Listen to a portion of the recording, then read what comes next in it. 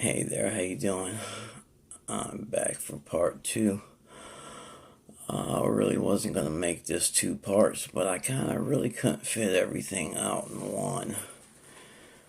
Really, I don't know how many parts it would really take, but I want to continue speaking about, emergency rooms and other conditions if you have cancer or other diseases and something happens to you and you might have to go to the emergency room.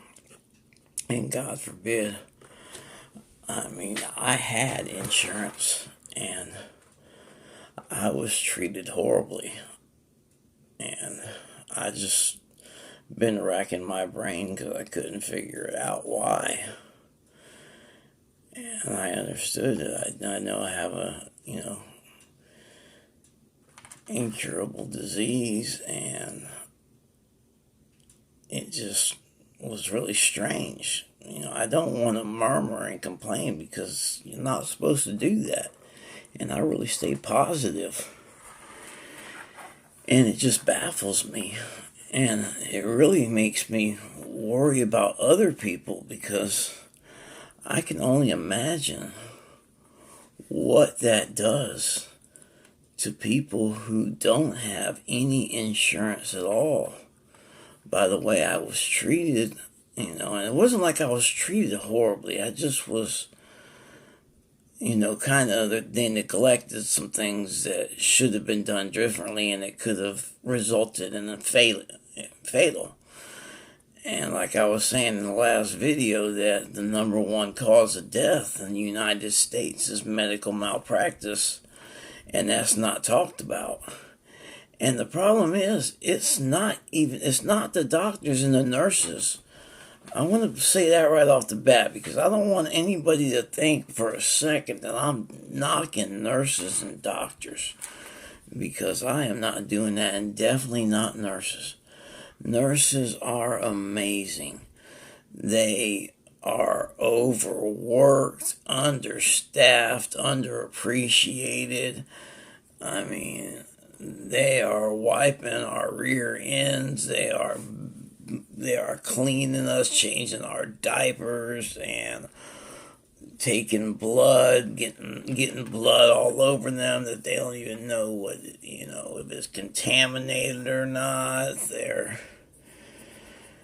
They're doing so much out there and not getting a thank you for it, not getting appreciated by the other doctors and other nurses, are like cutthroat for their other jobs. And most of them have children, and there's male and female nurses, but the majority are female nurses who are single mothers who are going to school and trying to get ahead.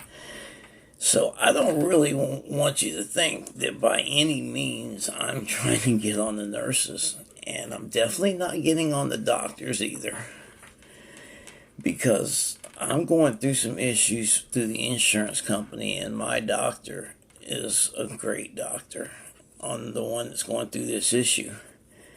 And she tries so hard on what she's going through for me. It's changing medications, and the insurance company doesn't want to pay for it because the state law had changed. Then they found out that the medication that they want to give me is actually more expensive than the one that they didn't want to give. And then now they want to go back to the other one.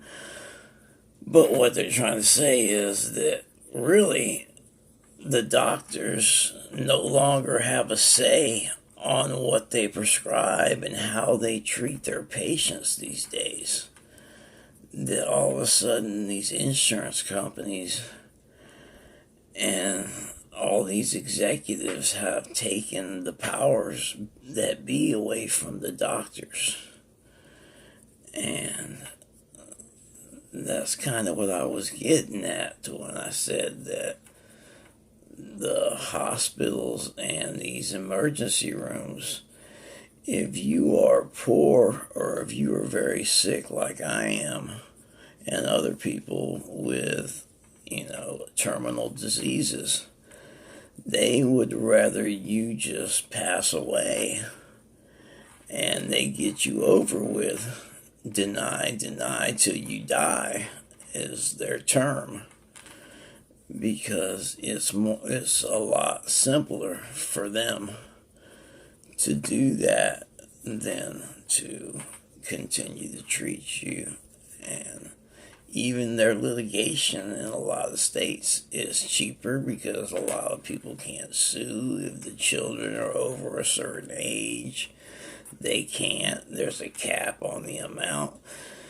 We're no longer looked at as human beings anymore. We're looked at as dollar signs, and that's such a sad situation. And I really felt that this week, and I haven't felt something like that in a long time, and I don't like to think that way, because I always stay positive. That's what I was supposed to be sharing, is strength, experience, hope, and I still don't want people to lose that.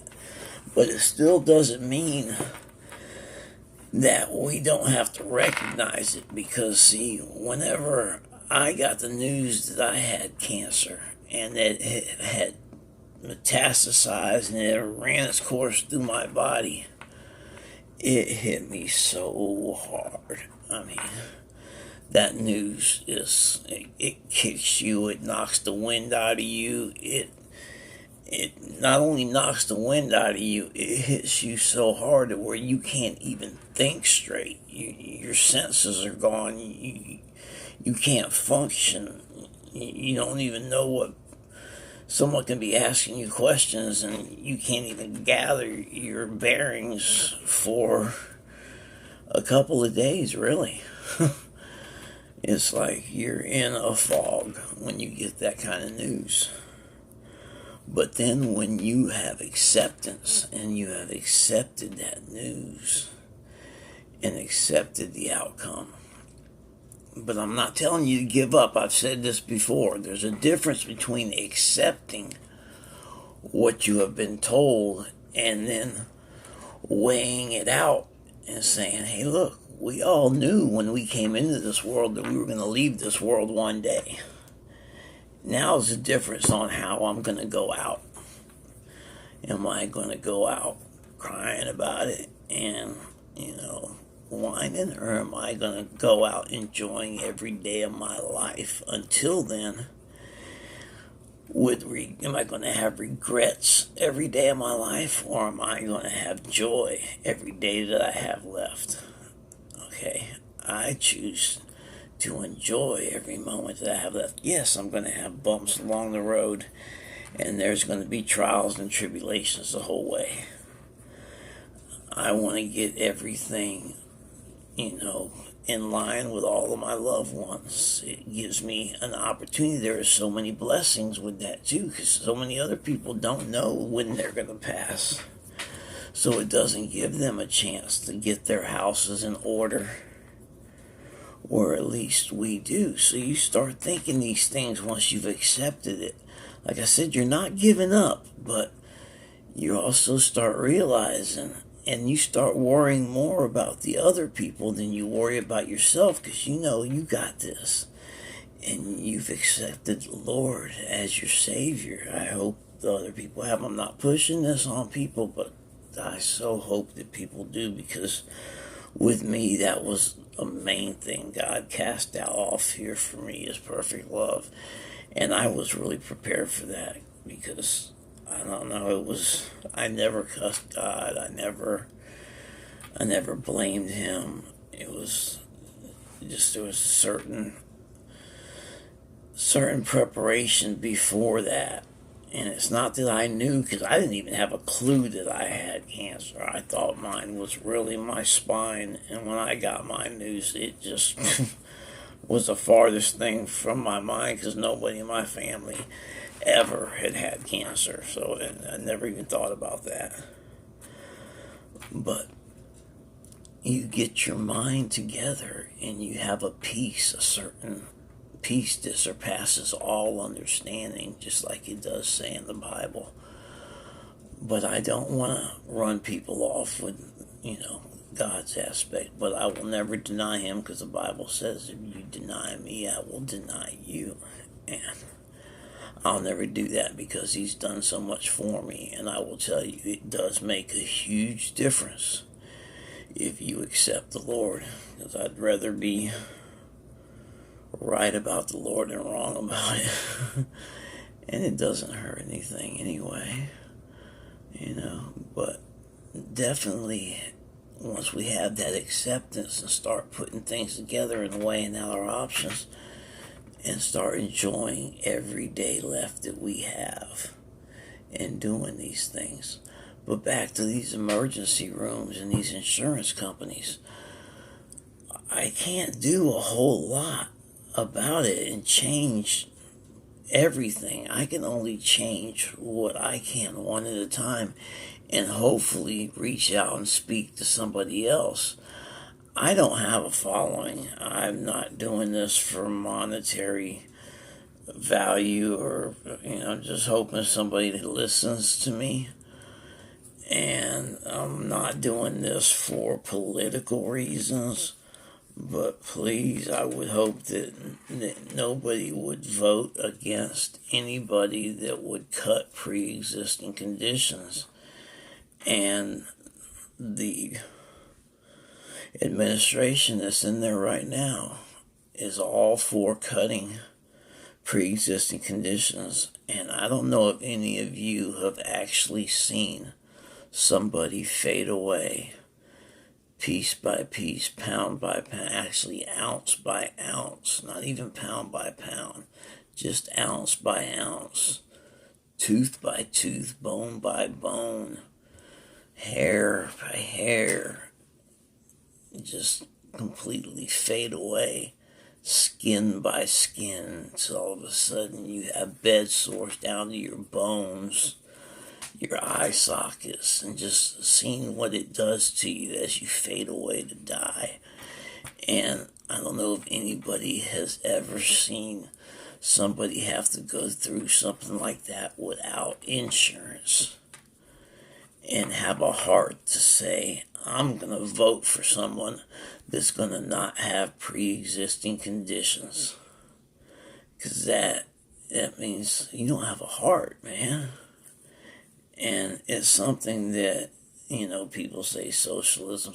Man, there's no social. That's not socialism. We've had socialism as far as Social Security, Medicare, Medicaid. I'm not going to explain it to you how that goes because we paid into the system. It should have been there. People have been stealing from it forever, but I'm not going to get into that, explain it to you because you should know it was. We're the greatest country in the world. We used to be. Can't say that anymore. We used to be the greatest country in the world. We used to be one of the richest countries in the world. But we darn sure should be a whole lot better than what we are right now. And we should be taking a whole lot better care of our people. And there's no excuse not to. And there's no excuse for politicians stealing trillions of dollars from Social Security like they have and never putting the money back and then just saying, oh, it's 2/3 of our budget and we want to cut it. Well, why don't you put that $6 trillion back you stole from it and quit running to it like it's a piggy bank every time you need funds, and then make an excuse for it afterwards. But anyway, look, I went on a political rant and I never want to do that. I don't want to do that. And this was about just being, back to taking care. And hopefully you guys can relate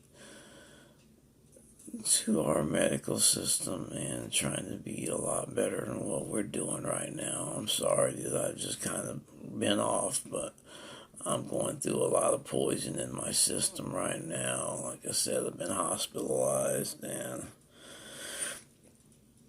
I'm going to let it go right now. God bless you guys. I'm going to pray for every one of you. I pray for this administration. I pray for everybody who's suffering from anything, whether it be depression, cancer, diabetes, anything out there that's bothering you.